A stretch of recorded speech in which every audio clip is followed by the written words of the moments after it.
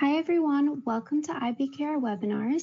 Today I have with me Violetta Todorova from Leverage Shares presenting Monthly Cash Flow, a simple guide to covered call and income generating ETPs. Hi Violetta, how are you? Hi Ali, I'm very good and thank you for having me on the webinar. Great to be here. Yes, definitely. Could you tell us a little bit what the webinar is about today? Yes, sure. So basically today we want to look at all sorts of different type of investments that are generating income and compare the pros and cons of all of those. And the main focus actually for today's webinars would be one of the new income generating ETPs, which are gaining massive popularity around the investment world. So I want to discuss how these ETPs work. Usually they involve a covered call option strategy or a zero DT put options, which is really delivering outsized monthly returns for investors while seeing very good capital growth. So that would be the main discussion on today's webinar. Wonderful. Looking forward to learning more. So with that, before we jump into the webinar, I just want to go to our disclosure slide here and have everyone just review that just for a moment here. And while you're doing that, just to let you know, there is a handout available in the handout section of your control panel. So you're able to download the presentation and follow along for today's webinar. We will be doing a live Q&A at the very end of the session, so please feel free to submit your questions throughout the session and we will get to them at the very end. And with that, Violetta, please feel free to take it away. Thank you very much, Ali, and hello everyone, and welcome again to our webinar. As I mentioned, today we will focus on strategies for generating income, which in our view are vital aspects of achieving and maintaining financial stability. The debate between growth and yield has long been a central discussion in the investment world. No matter the asset class, investors constantly weigh the benefits of capital appreciation against the income generated by an investment. But in building a successful investment portfolio, both capital growth and yield have their significance. For long-term investors, both factors play a crucial role. The ultimate goal is often to create a reliable passive income stream that can supplement or eventually replace employment income. To achieve this, investments must not only generate sufficient income, but also grow over time to keep up with inflation and the rising cost of living. So by the end of this session, you will have a solid understanding of the different type of assets offering income, why the income generating ETPs can fit into your investment strategy, and why it provides a cushion against potential downturns while generating very regular outsized distributions. You will understand the limitations of some of the products offering yield and why a growing number of investors looking for income is migrating towards income generating ETPs. So let's first have a look on slide 5, what is growth and yield altogether. So basically growth investing is a type of investment strategy focused on capital appreciation. Growth investing is a stock buying strategy that looks for companies that are expecting to grow at an above average rate compared to their industry or the broader market, even if the share price appears expensive in terms of metrics such as price to earnings or price to book ratios. Investing in growth stocks can be one of the ways to earn wealth in the stock market. Companies that are considered growth stocks typically operate in a large and expanding markets, have sustainable competitive edge, profitable cash flows, and strong leadership. On the other hand, yield refers to how much income an investment generates separate from the principal. A yield measures the income that investment earns, such as dividends and interests, but it doesn't take into account capital gains, such as an increase in the asset price. Yield is a measure of cash flow and is typically expressed as a percentage rather than a dollar value. This percentage is either based on the current market value or the amount invested in particular asset. It's commonly used to refer to interest payments an investor receives on a bond or a dividend paying stock. The total return from an investment is the sum of the capital appreciation and the income it generates. But which aspect should take priority? Should we focus on assets that provide high income yield or those that deliver strong long-term capital growth? Or why not both? Ideally, we would like to find assets which deliver both high growth and high yield, but in practice, there will almost always be a trade-off. Investors face a fundamental trade-off when choosing between high yield and high growth investments. High yield investments provide cash flow today and usually don't offer great growth in the long term, while high growth investments maximize wealth over time, but don't offer cash flow now. Understanding this trade-off, it's crucial for aligning investments with your financial goals. Prioritizing one typically comes at the expense of the other. So to address the long-standing dilemma between growth and yield, the trade-offs with traditional assets, some relatively new products emerged on the market, and these are the income-generating ETPs. The main objective of these products is to generate high and consistent yield, usually paid monthly, while investing in high-growth stocks such as NVIDIA, Amazon, Meta, Tesla, and etc. The strategies employed by these ETPs allow investors to achieve both high growth and high yield. The income-generating ETPs usually sell options to collect premium, which is paid out to investors against high growth stocks. While these products are gaining massive popularity over the past few years because of the combination of high growth and high yield, they also face some limitations in strong bull markets, as some of the growth may be capped up to the options strategies employed, up to the strike price. We will delve into this a little bit later on. So for growth investors, some of the missed upsides on these high growth stocks might be disappointing. But for income investors, where consistency is the name of the game, these products have a lot of advantages over traditional income investments, as they offer both high consistent yield and significantly above average growth compared to traditional income investments. But let's now take a look at the various income investments before we deep dive into the appeal of the income generating ETPs. Ali, if you could move to the next slide, would be great.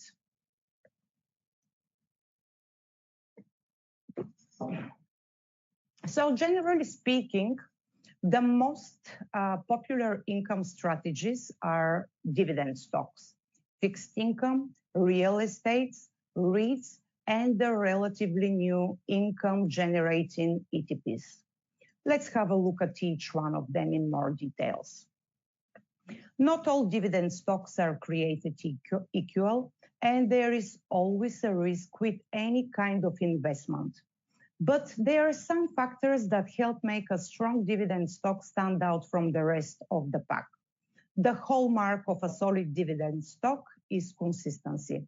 A good dividend stock will not only pay dividends reliably, but also show a pattern of increasing dividends over time. For example, say companies like Procter & Gamble or Coca-Cola are both very famous for their steady growing dividends for many decades. A good indicator of a reliable dividend stock may be its past performance. If the company has demonstrated ability to maintain stable payouts and earnings, even during market downturns, it could signal that it might be a good investment. Businesses in mature, less volatile industries such as utilities, healthcare, or consumer staples tend to make for strong dividend stocks due to their consistent demand and predictable earnings. These stocks may not be as likely to show rapid growth in their share prices, but they can be more liable to provide stable return. Dividend income comes from company profits. Some companies, especially mature businesses with steady cash flows, distribute a portion of their earnings to shareholders. These payments are typically made every quarter, though some companies pay them monthly or annually. However, it should be noted that dividends payouts are not guaranteed. A company's board decides whether to maintain, increase, or cut dividends based on business performance and financial priorities. Economic downturns, industry challenges, or cash flow constraints may lead to dividend reductions or suspensions. Fixed income, on the other hand, refers to assets and securities that pay a set level of income to investors, typically in the form of fixed interest or dividends. Government and corporate bonds are the most common types of fixed income products. Fixed income securities are considered to have lower returns and lower risk than stocks. Fixed income is an asset class favored for their low volatility and stable returns compared to other investments. These investments can return higher yields than standard interest-bearing savings accounts, making the asset class a nice middle ground for investors who are looking to safely boost income generated from capital. Most fixed income instruments pay interest in regular payments like coupon payments for bonds and return the principal amount at the end of the investment's fixed lifespan.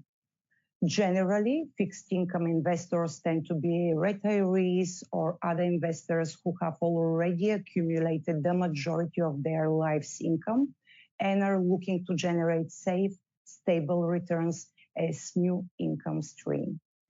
Fixed income investments differ depending on the issuer, contract length, interest rate, and credit worthiness. Fixed income securities are generally seen as less risky than other forms of investments, but their yields are often less profitable in comparison. Looking at real estate is always a good investment, but is expensive and highly illiquid. Investing in real estate, even when borrowing cash, requires large upfront investments. Buying or selling real estate is a long process and incurs high transaction costs. A seller can expect to pay significant closing costs, which can take as much as 6 to 10% of the top of the sale price.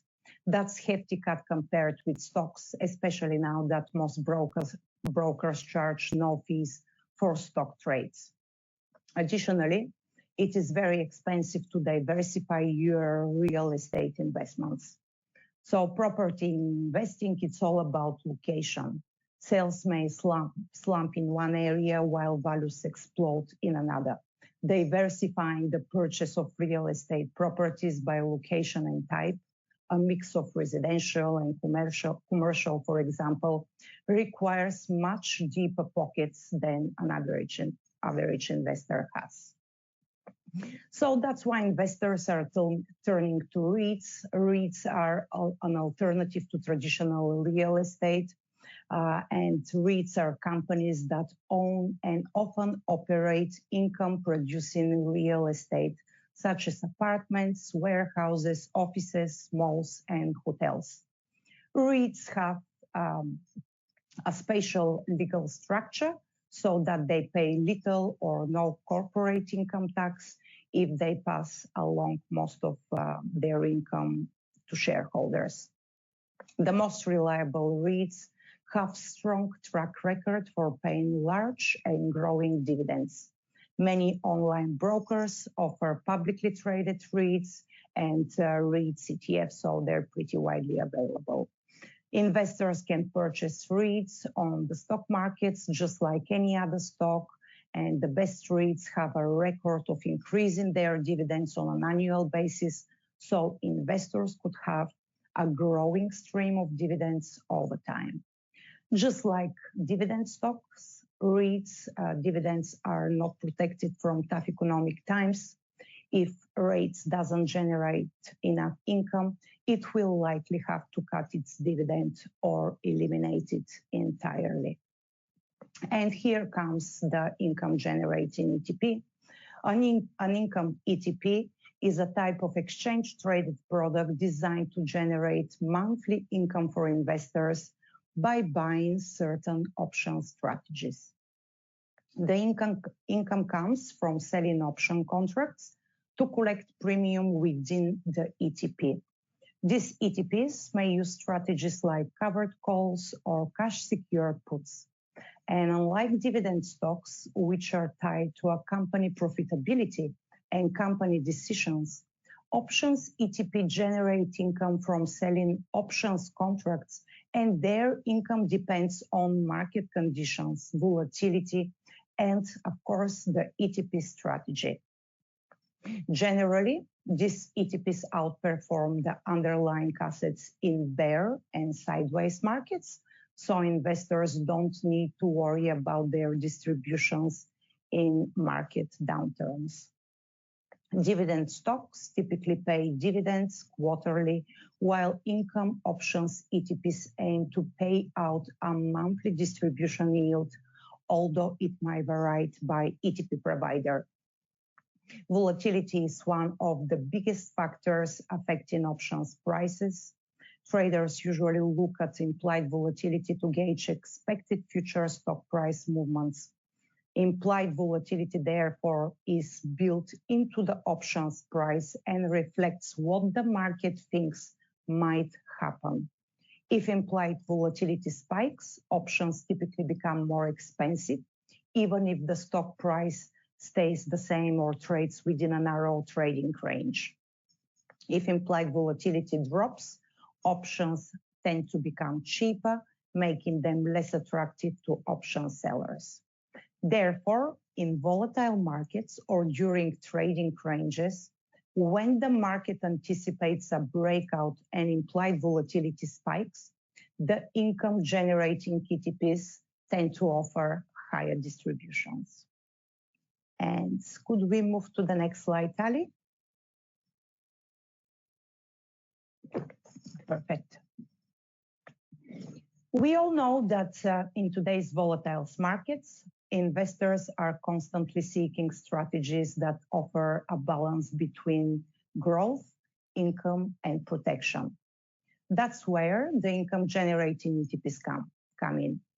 These exchange-traded products are designed to create a strategy stream of income by using the covered call or the zero DTE put option strategies, well-established techniques that many investors use to generate additional returns on their holdings. As the population ages and inflation continues to push the cost of living higher, the need for reliable cash flow from investments has become more important than ever. While there are various ways to generate income from investments, many investors are seeking alternatives that offer more growth potential than traditional fixed income products. Income-generating ETPs are exchange-traded products that trade on exchanges, just like stocks. The ETPs usually use certain option strategies in order to generate consistent monthly income. The two commonly used strategies are covered call and cash secured put writing. A covered call strategy generally involves holding an asset and selling call options on it, while a cash secure put strategy involves selling put options while holding enough cash to buy the underlying stock if needed. Overall, the income generating ETPs is usually either covered call or cash secure put, usually offer higher yield and require a smaller capital outlay when compared to other income investments. But let's now discuss what options are before we delve deeper into how these strategies work. Ali, would you mind if you move to the next slide, please?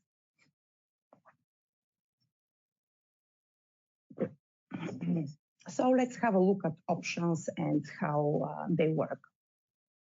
An option is a financial derivative contract between two parties in which one party, the buyer, has the right but not the obligation to buy or sell a specified underlying asset at a predetermined price on or before a specified expiration date from the other party, the seller.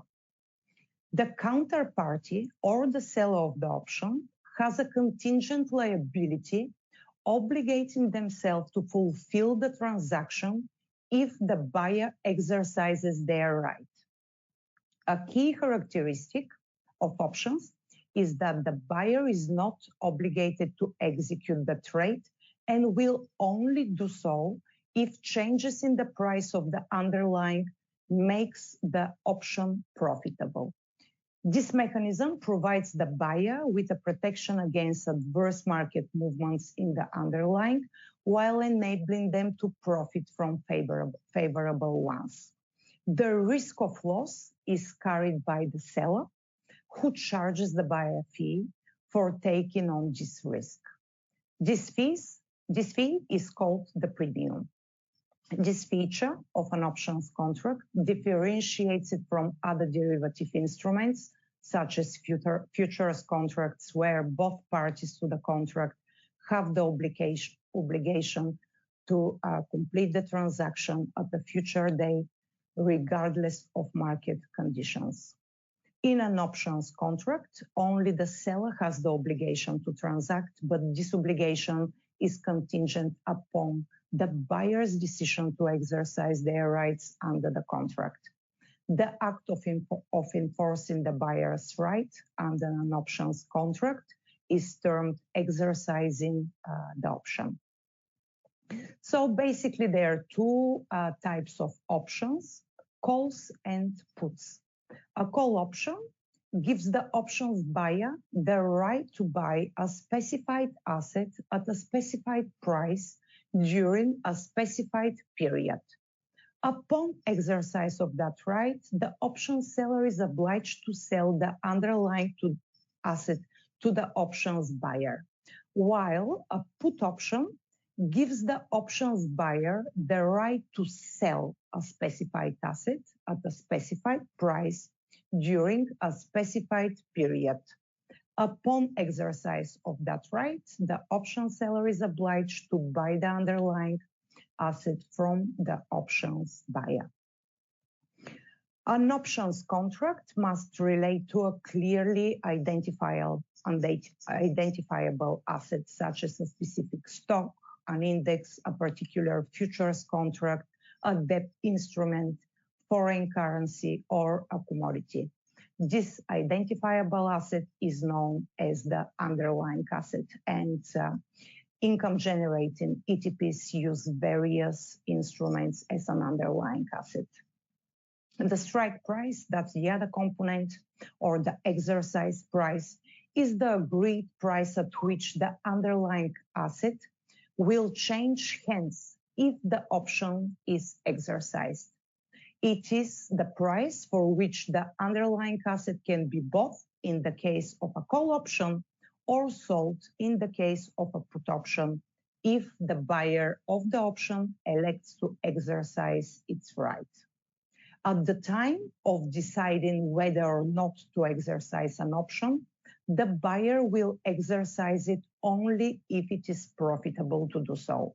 That is, if the strike price is more favorable than the prevailing price of the underlying.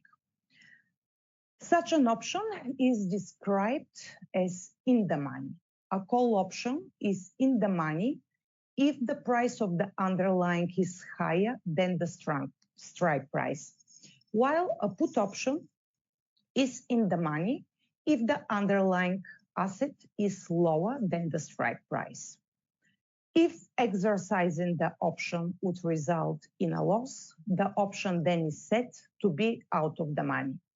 A call option, therefore, is out of the money if the underlying price is lower than the strike price, and a put option is out of the money if the underlying price is higher than the strike price.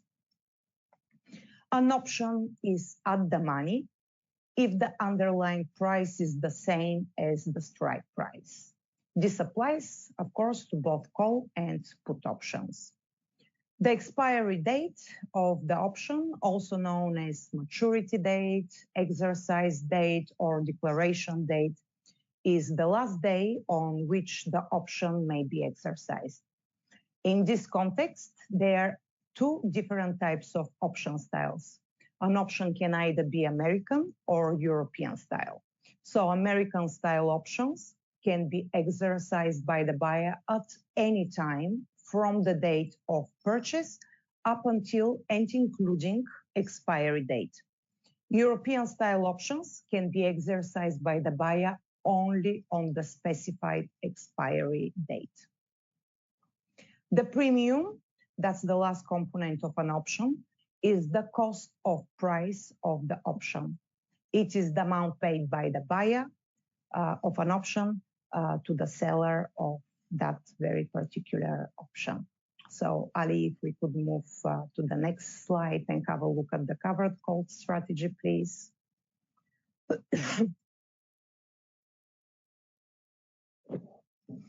Thank you.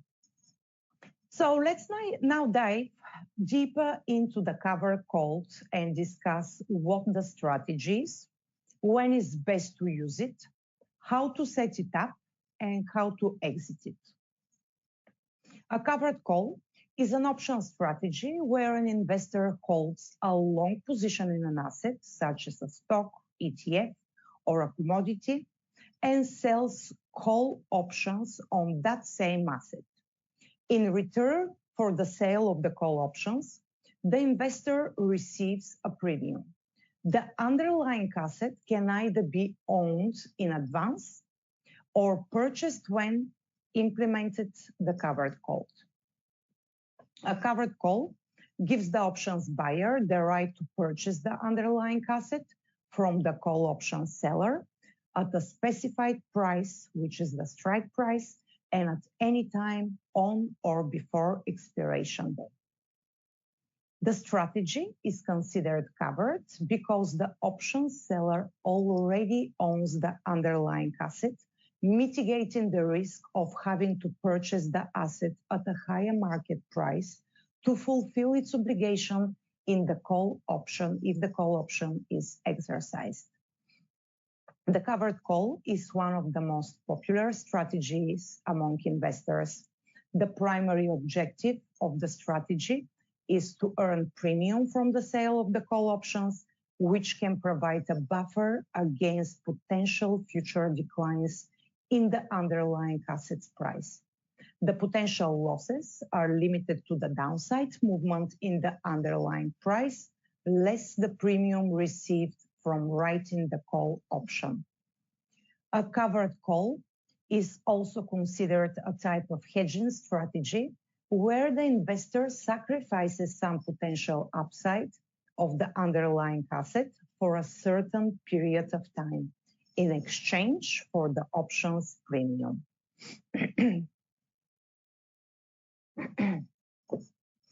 Implied volatility represents the market's expectations of future price movements in their underlying assets and plays a significant role in determining the value of an option. High implied volatility indicates an anticipation of larger price swings and typically leads to higher option premiums. Selling covered calls when implied volatility is high, it's more beneficial as it results in a higher premium. The premium is higher in order to compensate the option seller for the higher probability that the call option might be exercised.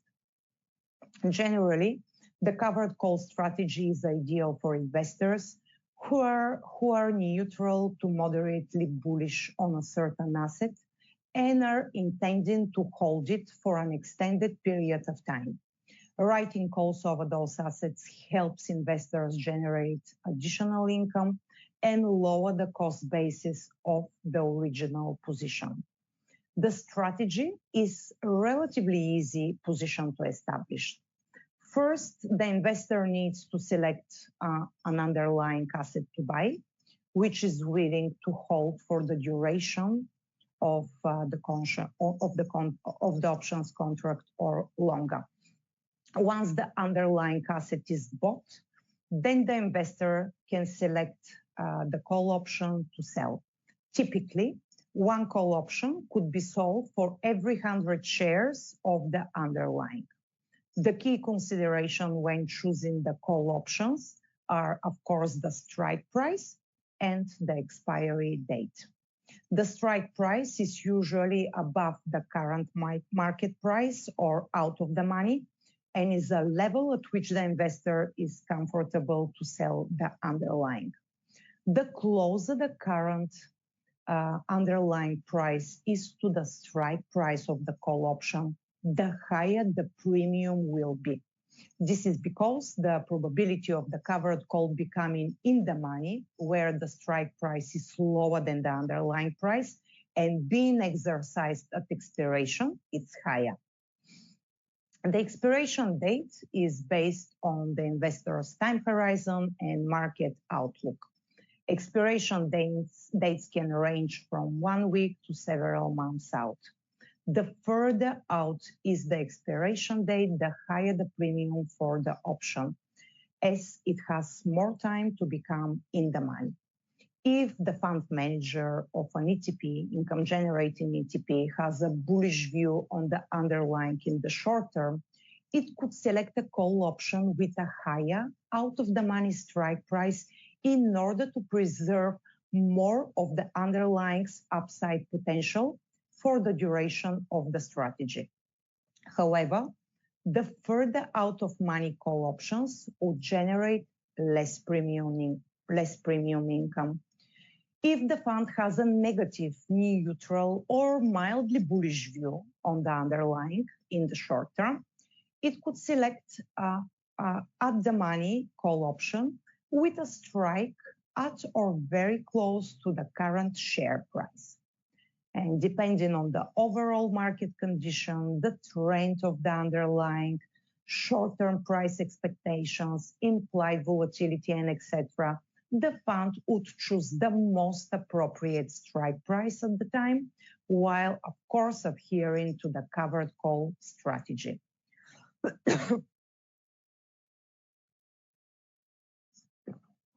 At expiration of the covered call, there are several scenarios for exiting the covered call strategy, depending on where the underlying price is relative to the strike price.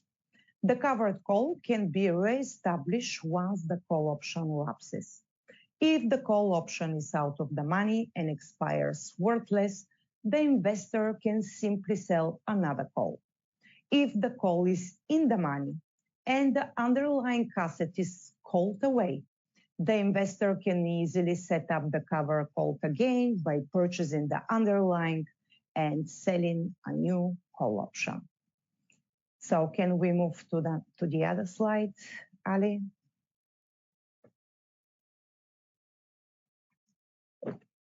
So let's now have a look how the covered call performs in different markets. Covered call writing is generally most effective in neutral to mildly bullish market environment. This strategy can enhance portfolio returns through the collection of premia and provide some downside protection. However, the strategy also limits the upside potential in a strong uptrend where the price of the underlying asset could rise significantly above the strike price. In a strong uptrend, if the price of the underlying at expiration is above the strike price, such a call option is said to be in the money. In such situation, the call option seller needs to decide whether it wishes to sell the underlying or not. If the covered call writer doesn't want to be exercised, the call option can be rolled out to the next expiration period and potentially at a different strike price. And generally, rolling options forward involves allowing options to lapse or closing out an existing call option and simultaneously opening a new call option with a later expiration date and potentially a different strike price.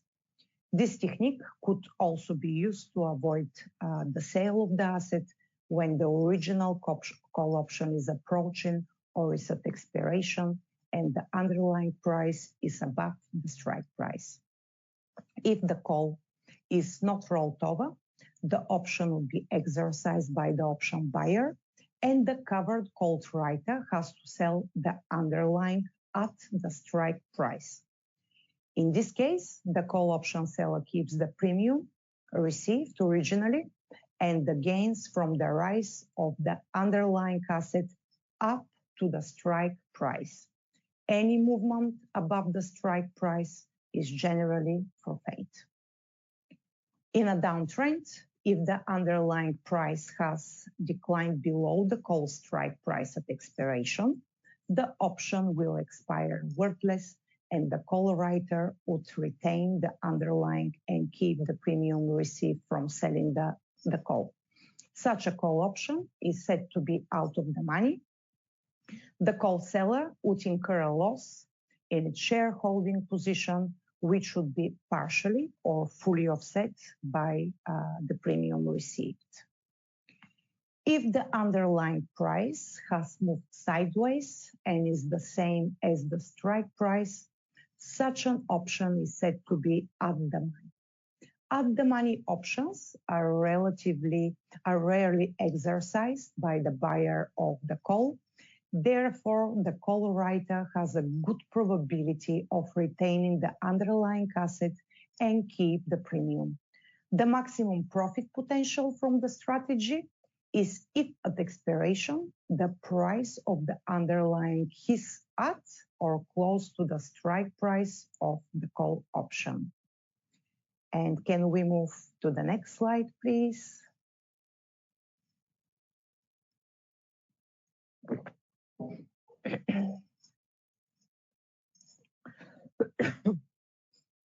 The main benefit of covered call strategy is the potential to generate additional income from selling call options and enhance the product's overall return. If the underlying asset price remains below the strike price throughout the life of the option, the fund keeps both the premium and the underlying asset. The premium received from selling the call options effectively provides a downside protection against a moderate decline in the underlying asset price. The premium received also lowers the break-even point on the position and helps to reduce the portfolio volatility. In markets trading in a range to moderately bullish trends, covered call can provide consistent return from the premium received. Selling options generally provides a higher probability of making a profit compared to buying options. When selling options, investors investors receive an upfront premium, which is retained if the option expires worthless. Buyers, on the other hand, the longer they hold an option, the more likely it is to lose value, making it harder for the option to increase in price and yield a profit. And if we can move to the next slide, Ali.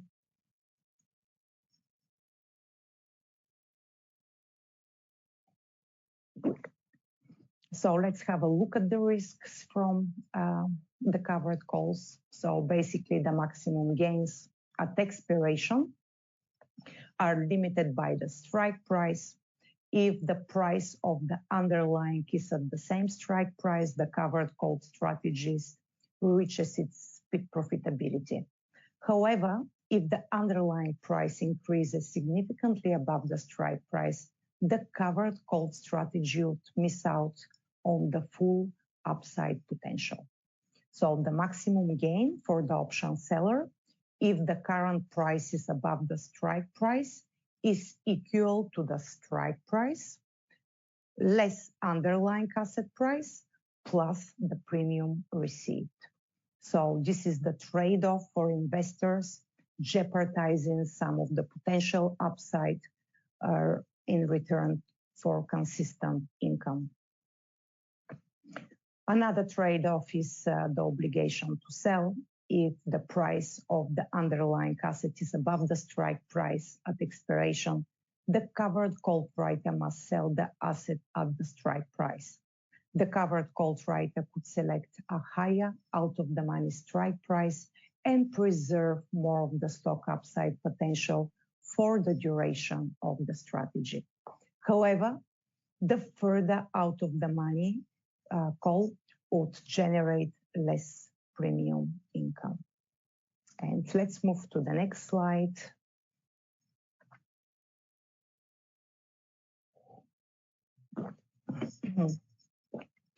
Over the last few years, the options industry as a whole has seen a shift to shorter dated options trading. This is partially due to the listing of more frequent expiries, allowing investors to trade more tactically around events, and particularly due to the broadening user base of options traders. Zero DTE volume growth has been coming from diverse types of investors, from large institutions to mid-sized hedge funds to small retail traders. Volumes have been increasing across the board. US options markets have seen significant growth in trading over the last few years, with volume in 2024 on pace to be a record for the 5th year in a row. Multiple catalysts such as retail brokers waiving commissions charges, a significant increase in retail investor pros, and a desire for managing portfolio risk after COVID-19 have fueled strong volume growth in the listed option space over the last few years. Since the initial growth seen from COVID-19 and the meme stocks boom, some of the largest growth has been in index options, particularly in options that are expiring on the same day they are traded, 0 days to expiry or 0 DT. The S&P 500, the ticker is SPX, is the most popular index in terms of options volume.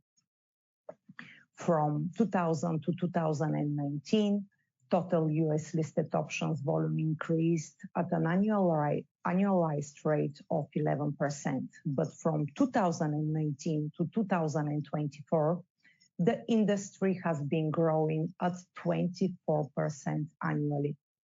The initial tailwind was retail brokerage platforms eliminating commissions on options trades beginning in October 2019. Initially, options volume growth was the largest in options on single name equities, as investors liked stocks such as Tesla, GameStop, and AMC. However, since late 2021, investors have shifted their preference away from single stock options to broad-based index options such as the XPX. Growth in XPS options is more than double than of the rest of the options market since 2020, with a substantial portion of that growth coming from zero DTE trading. One of the main reasons people turn to SPX is due to its robust on-screen liquidity and top-of-book spread.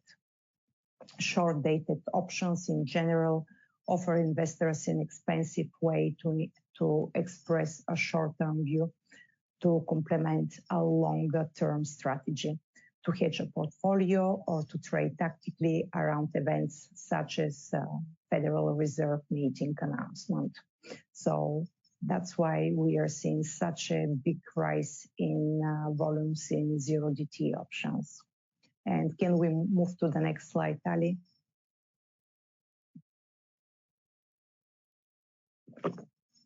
So let's have a look now.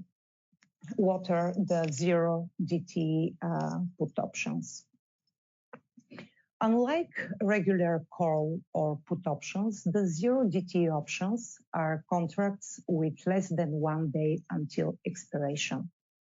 We often see them in major stock indices like the S&P 500 or in highly traded stocks. Days to expiration refers to the number of days remaining until an option contract expires. This metric indicates the total number of days between the initiation of a trade and its expiration date, and it's crucial in assessing an option's time value. 0 days to expiration options are contracts set to expire at the close of the current trading session, meaning they exist only throughout one trading day. These contracts are characterized by their rapid time decay and sensitivity to market movements. The zero DT options are highly liquid with higher trading volumes and very tight bid-ask spreads. So zero DT put right strategy involves selling a put option that expires the same day it's written. An income zero DT options seeks to generate consistent income for investors by selling daily 0 days to expiration put options and use the premium collected from selling the options to pay monthly yield distributions to investors. The ETPs aim to realize enhanced income potential from the rapid time decay of these options and offer indirect upside exposure to the underlying asset up to the option's strike price. So the strategy's primary investment objective is to generate outsized monthly distributions by receiving a premium from selling in the money or at the money put options on a daily basis.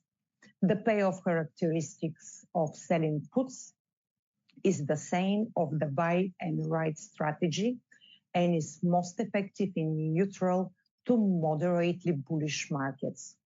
However, put options premiums are generally higher than call option premiums, and in a rising market, writing puts has a higher probability of outperforming the covered call strategy. It should be noted as well that the income-generating ETPs do not invest directly in the underlying asset. However, the secondary investment goal of this strategy is to gain exposure to the daily performance of the underlying up to the option's strike price. And can we move to the next slide, Tali? So let's have a look at one hypothetical example. If you do yourself a covered call option strategy or you buy an income generating ETP. So let's say you're buying 100 ABC shares and you're writing a cover call on them. The minimum investments can vary, but let's say for this hypothetical example, it's $74,000 for the 100 ABC shares, which are currently trading at $740 each. The income earned here, of course, is the call options premium.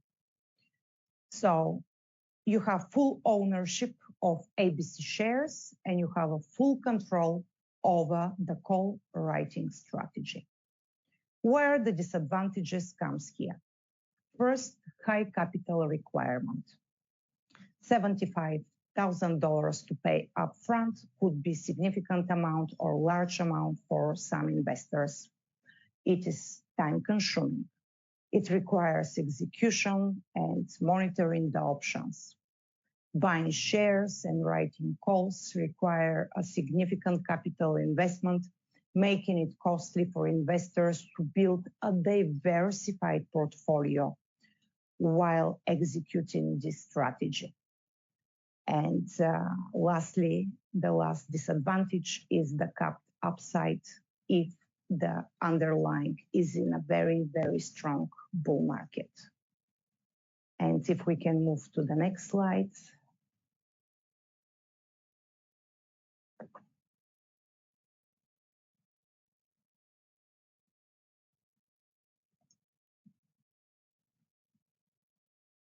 So let's have a look at an example when you buy an income generating ETP, for example, ABC. The minimum investment required could be as little as $12 because income generating ETPs allow investment as little as $1. And this example is $12 in comparison to the $74,000 if you do the income strategy yourself. The income you earn buying the ETP is the same as the covered call, less the management fees, which are generally quite low. The advantages here, buying income generating ETPs is that you can access this strategy with significantly less money and you have a portfolio manager that executes this strategy. So no, you don't need time to manage your options. And given the low initial outlay, investors can diversify across multiple income ETPs and create diversified portfolio. Of course, the disadvantages here are the limited cap upside in strong bull markets. So the last two slides are showing that buying an income generating ETP requires a significantly less amount while you can still access high growth stocks unlike other income products. And as we come to an end of our webinar, let's wrap up the most important concepts we discussed today. So the four main things of today's webinar are the types of income investments, what is a covered call, what is a zero DTE option strategy, and the advantages of income generating ETPs. In today's webinar, we also discussed why income generating ETPs can be incredibly valuable tool for generating consistent income and used to diversify portfolios. By utilizing these option strategies such as the covered call or the zero DTE puts, this exchange traded products provide investors with regular income stream and a measure of downside protection. As we have seen, these strategies are ideal for those looking to balance income generation with growth potential, especially in volatile or uncertain market conditions. For investors seeking alternatives to traditional fixed income investments, income-generating ETPs provide an attractive solution by combining option premiums and asset appreciation. So we hope this session has clarified the benefits and trade-offs involved with these products. It's important to stay informed about innovative investments tools that can help you achieve your financial goals. Thank you again for joining us today, and perhaps we may open it up to questions. Thank you so much for a wonderful presentation. For our audience here, please feel free to submit your questions now in the question section of the control panel, and we will get to them right now. So let's see what questions we have coming in. Okay, so one of the questions we have that just came in was, how do we pick the right ETP? How do we compare them and evaluate their performance?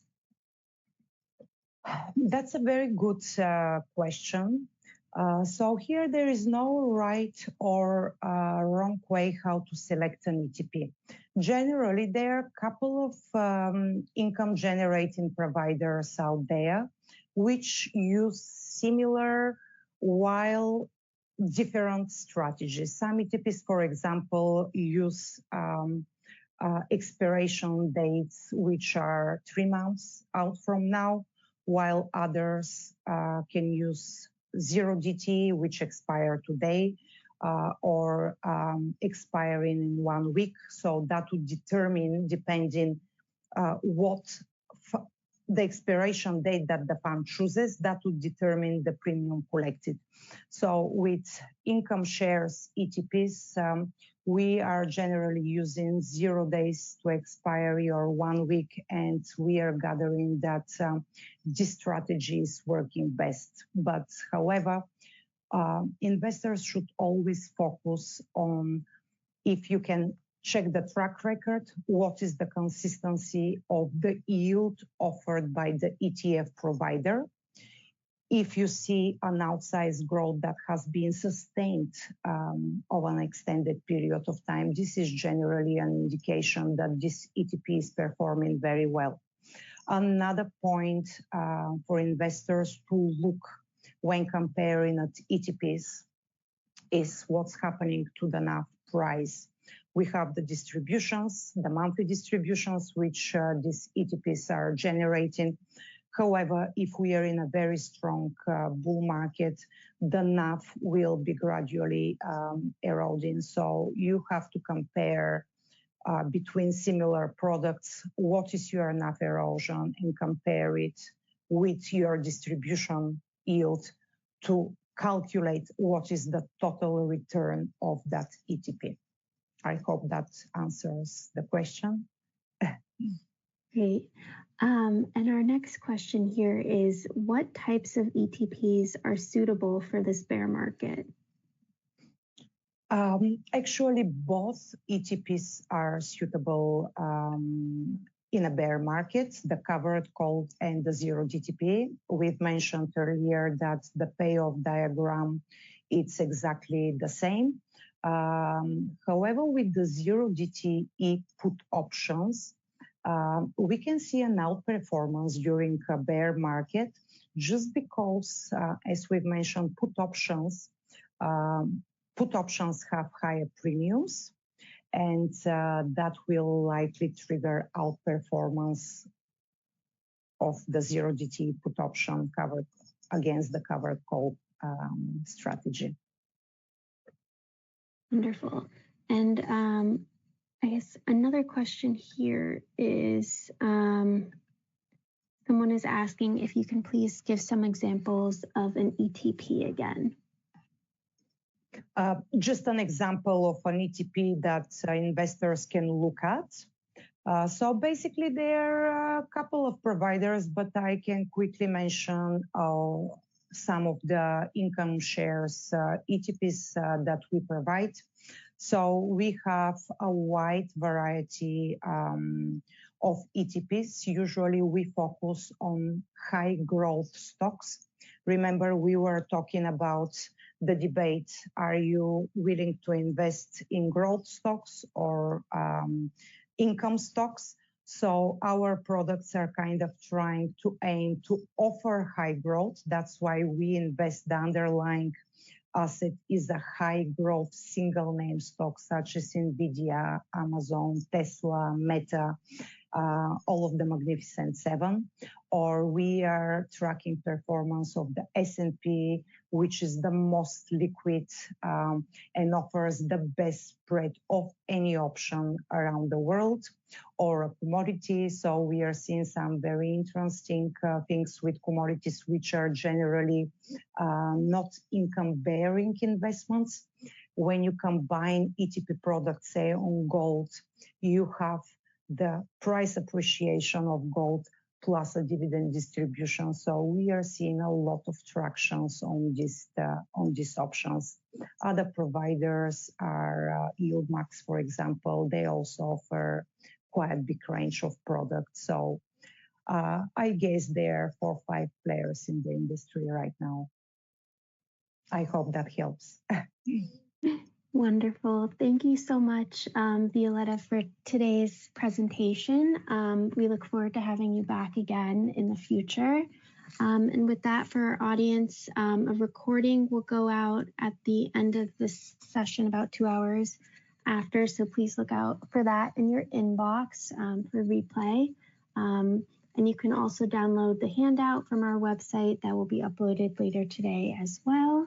And if you have any further questions for leverage shares, please reach out to webinars@interactivebrokers.com, and we will forward those questions on to Violeta.